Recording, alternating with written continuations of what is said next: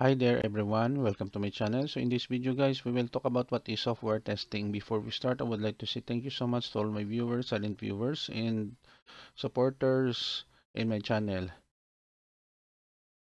Thank you for watching and supporting my videos guys. I really appreciate. Without you guys, my channel will not grow gradually. I really appreciate your support, your love. So in this video, we will talk about what is software testing is all about. So what is software testing? Software testing is the process of finding errors in the developed product.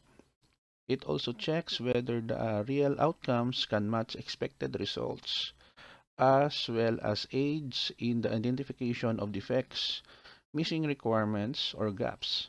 Testing is the penul ultimate penultimate step before the launch of the product on the market to the market.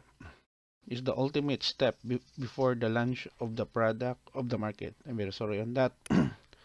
So that's it guys now. So this is the end of my video on what is software testing is all about. It is very essential in software development that the software product should undergone a rigorous testing before it must be sold in the market, or else the product will suffer big problem, many complaints about the product, and it might be a cause of the failure of a company who produces this software product.